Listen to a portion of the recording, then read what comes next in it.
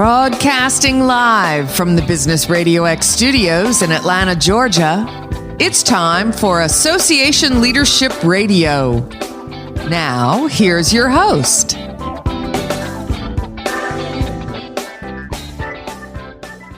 Lee Cantor here, another episode of Association Leadership Radio, and this is going to be a good one. Today on the show, we have Camille L. Miller, and she is the Strategic Soul-Aligned Business Design for Midlife Visionaries, and her organization is the Natural Life Business Partnership and Soul Professional Business School. Welcome. Thank you, Lee. How are you today? I am doing well. I am so excited to learn what you're up to. Tell us about your business. How are you serving folks?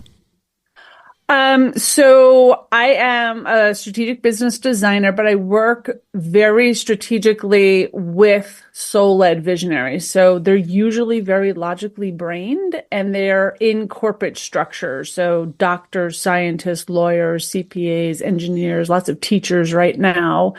And they're in a job, they did the thing, they made the title, and it just doesn't make their hearts sing anymore. So in this next chapter of life, they're like, okay, I want to do work that has more purpose and impact and gives me the lifestyle as I want. And I am usually hired as their thought partner in figuring out what that looks like, take an assessment of what are their strengths, what are their weaknesses, what do they want to do, who do they want to serve, and help them design a life that they can take into retirement. And I call it wisdom to wealth. So, and they usually do that into retirement. And to be clear, when you're saying soul, it's not S-O-L-E, it's S-O-U-L.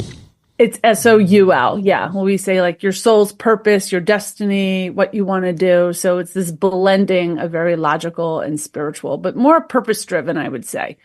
So what was your path to this point? Why did it become important to you to build a community around this thinking? Yeah, so my background is actually in not-for-profit management. And the job I had before I created this company, I was a CEO for the state of New Jersey for the Northeast Organic Farming Association. And it was in that role that I met incredibly spiritual people that were in these very corporate jobs, but I felt like they left a piece of themselves when I was meeting with them, right? They were eating organically. They were doing all these healthy things. They were living a spiritual life. And then they kind of left that at the doorstep of their corporate job and then went and did the thing and then had a different life. So they were like living two different lives. They weren't in alignment. And I saw that a lot. And that job was defunded in 2015. And I was kind of deciding, well, what is next for me? And I knew money wasn't really my motivator anymore. It was impact.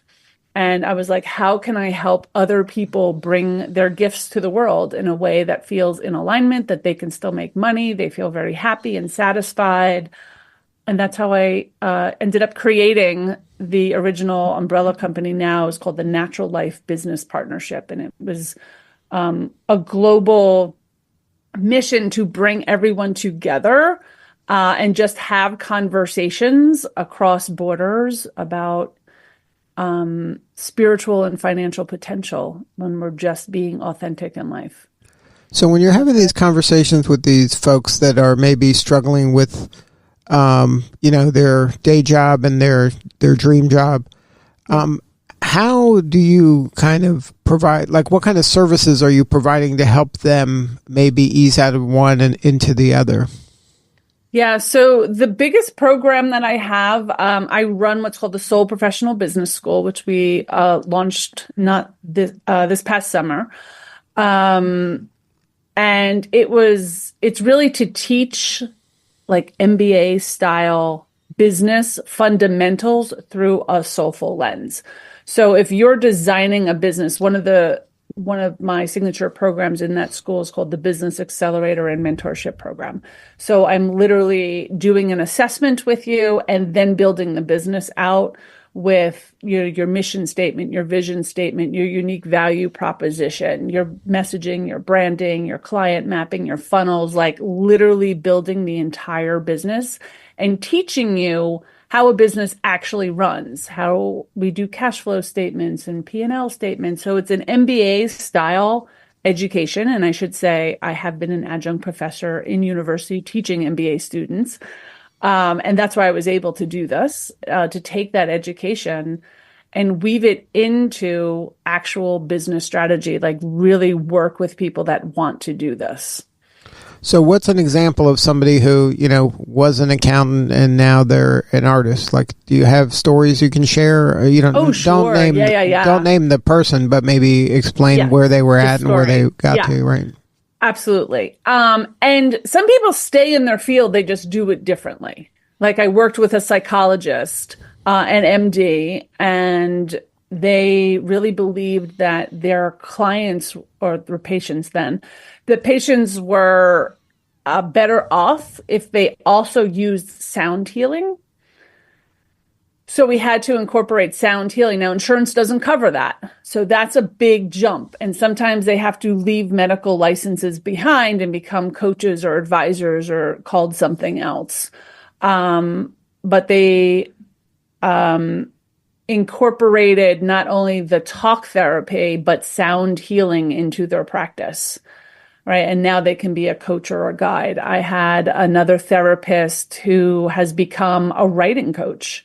They had at least 25, New York bestsellers. They wrote under a pen name, and they decided that this is what they wanted to do going forward and not be the therapist, but be a writing coach. So that's, another one that did that. I've worked with an attorney that was doing real estate contracts, but really wanted to be in environmental science, right? So they had to reorganize their life, kind of close down one of their practices with another partner, open up their own practice, and now is in a world of wetlands and organic agriculture and hop farms and doing the work that they love. So it's not always leaving what you're doing, it's how you incorporating it into your next step. We have financial planners that leave big organizations and then start maybe giving help in sustainable companies or only working with women or something like that. So it's really narrowing their focus sometimes. It's not always completely stepping out, but we have both. And it's really how the other person wants to design what that looks like. Usually they've always had an inkling of what is possible. Or I shouldn't say what's possible. I should say an inkling of what they might want to do, but not understand how that could be possible. And the biggest time when they come to me is, how do I replace my salary? Because that's what I really need, right? So sometimes we're also working on exit plans, which we do a lot of times with teachers that come to work with me in the fall because they're planning on June to exit, right? So we have to work on an exit plan and building up the new career to let the old one go. So if somebody who's listening is maybe in that point of transition or is considering that point of transition, what are some ways that they can test? Is it possible even to kind of dabble in this a little as maybe a side hustle to see if there is any traction? Because like when you made the leap from, working at the association to I'm going to do my own thing here, at some point somebody has to buy something. So how do you kind of test the waters to see if what I dream of or what I think I dream of is actually something the market will purchase? Yeah. So for most people, not myself, because I just took that damn leap on all my own.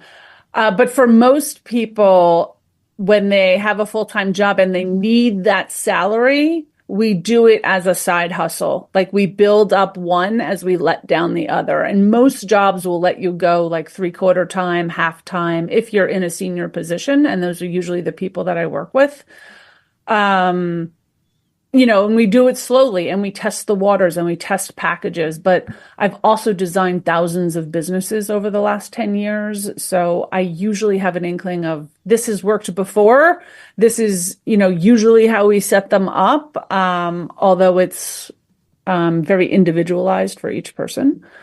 So that's usually how we do it. We usually have like an exit plan as we build one up, and people can go out there and try it. Sometimes it's nights and it's weekends as they're testing the waters and seeing what works as we test packages and pricing, and we test it all.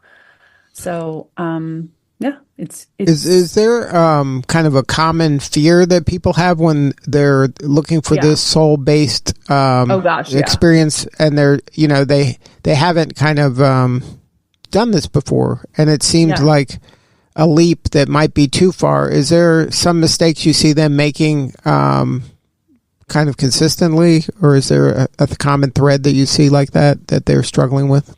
Yeah, the biggest one is the fear that people don't make money doing this. It's kind of a limiting belief. Not kind of, it is. It's a limiting belief. Like, people don't do it this way, or no one will pay me for doing this because their specialty, they've always been paid doing something else, right? So usually it's a common belief, and we have to work to get them over that, right? So it's really an inner game as much as it is an outer game. Right. So the inner game has to believe that you are worthy and deserving of whatever you're creating. Right. But we're creating real businesses. We're not creating things that are kind of like airy fairy. We're creating actual coaching or consulting or advising businesses. And we do determine a market ahead of time. So right? you're not just throwing spaghetti at a wall. Right. So your client isn't somebody who's like, I want to be, the next Banksy or the next Dave Chappelle. Like, they're not trying to be, kind of an artist in that sense. They're more looking for a more fulfilling job in kind of a similar place they were, or in an area they're interested in. Sometimes they switch completely. Sometimes they go, it's just like a dovetailing of who they are and who they want to be, right? If you're, I see it a lot in like in attorneys and CPAs. If you've always done like the numbers or law, and that's what and you still love a piece of it, we can bring it over to the next business. You may still be doing law, but doing it in a different way, or doing it as your own firm, right? So sometimes it's just creating your own business in a way that feels in alignment with you, like taking the clients that you want or going into an area expertise that you prefer, right? So it's different for absolutely everyone. And sometimes people come to me after they've tried something for a year or two and they just really haven't had traction. It's because they are lacking the business fundamentals or a real strategy on how do we actually do that? How do I find my clients? Where are they? Right? What is my messaging? What is my branding? Because most people didn't go to business school, right? They don't really know how to run a business, right? They're throwing money into programs and things that they probably don't need, right? Like lots of social media, and they may have lots of followers, but no one's actually coming in and being a client, right? That's a big problem, right? So those are the things that we have to talk about and understand, because it's running a business in a very different way. And if you've been getting a paycheck your entire life, there's a lot to being an entrepreneur, and it's scary. It's scary and it's lonely, right? Because you have to have a support system that's saying, okay, sometimes you have bad months, sometimes you have great months. The idea is to get it steady, right? And to create all those things along the way that keep you afloat. Is there a trigger or a kind of a point that people reach where they're like, oh, I better contact Camille? Like, is there something that happens where they're like a near-death experience, or like, oh, is this my legacy? I'm just going to be an accountant, and like that's not what I'd like on my tombstone. Like, are there certain things that are triggers that people say, hey, life's got to be more than this 9 to 5 that I'm at? Yeah, it's mostly in midlife. Like, they're contemplating, or they're showing up for work every day and they just hate it, right? Or they're missing a piece of their life. We did realize that during the pandemic, a lot of people went through this, and they're just like, I don't want to go back. I didn't realize how much I was commuting, or how much I was missing my family or my friends or all of this other things. And I think that has grown over time. We're seeing mass exiting now. We're also seeing a lot of younger people. So my target market used to be like 48 to 62 people that have made the money and they're like, yep, I'm ready for something new in my life. And they have that security, that financial security. Now I'm seeing people in my 30s coming into my programs. They're just like, I'm not doing this anymore. So it's usually that curiosity that awakening to there's got to be more to life than this, or I really want some more time to myself or with my family, or I want to start to travel or live somewhere else in the world. We have a lot of digital nomads coming out now. A simpler life. So it's usually that type of thinking that starts it all.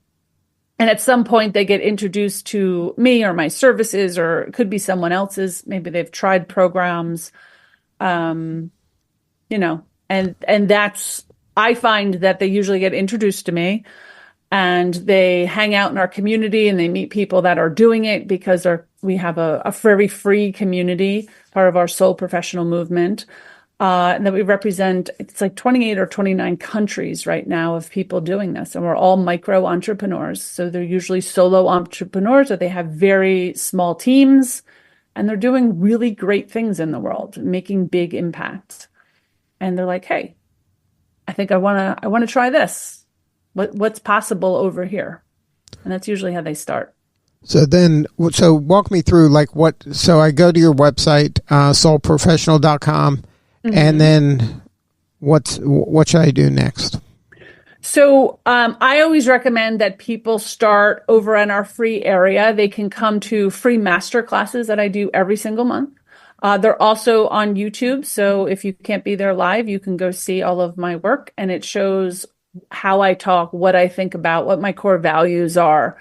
So you can see what this community is all about. We also have free networking every single month. We have a free Facebook group. So you can start to have conversations and talk to people that are doing it, and see what's possible. There's an online learning academy where you can take courses. I have a really great one that was just put out a few months ago. It's called Corporate to Calling. It's a 28 days. It's called Corporate to Calling, 15, manifest the life and business of your dreams in 15 minutes a day. It goes over 28 days. And every day you have like a 5 or 10 minute video and an exercise that's really thought provoking. So like journaling, right? And it goes through your assessments of your strengths, your weaknesses, your purpose. What do you think that you might want to do? Who would you want to serve? And all of these questions that at the end of 28 days, you have a pretty good idea if this feels in alignment for you. And then of course, from there, we could start to build a business, but it's a very inexpensive way to really go through the process. If someone was working with me personally, I always start with, if you were to win the lottery today, what would you do tomorrow? And it's in that answer that they're telling me their life dreams. And that's where we start. It's like, let's build a business that allows you to do that today.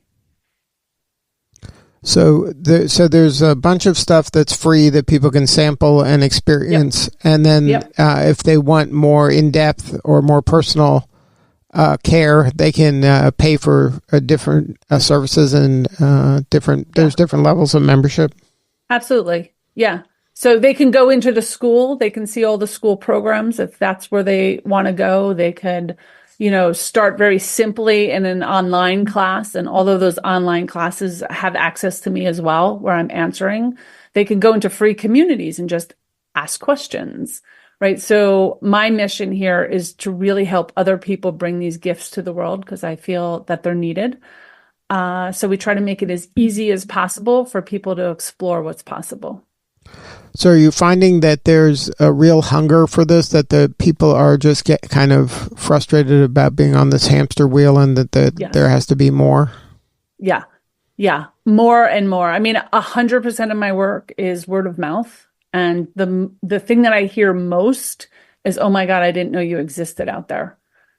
Right. So they're finding that belongingness, right? They're finding that purpose. And when you're surrounded by other people that are all doing this together, there's a comfort to that, right? It's like a big soul family and across borders, right? It's really about being a more global citizen and serving people around the world with your gifts. And there's a big comfort in that. So if somebody wanted to learn more and have more substantive conversation, what's the website one more time? Soul, SOUL, professional.com, and they can look up everything they need. Well, Camille, thank you so much for sharing your story today. You're doing such important work, and we appreciate you. Thank you. Thanks for having me. All right, this is Lee Cantor. We'll see you all next time on Association Leadership Radio.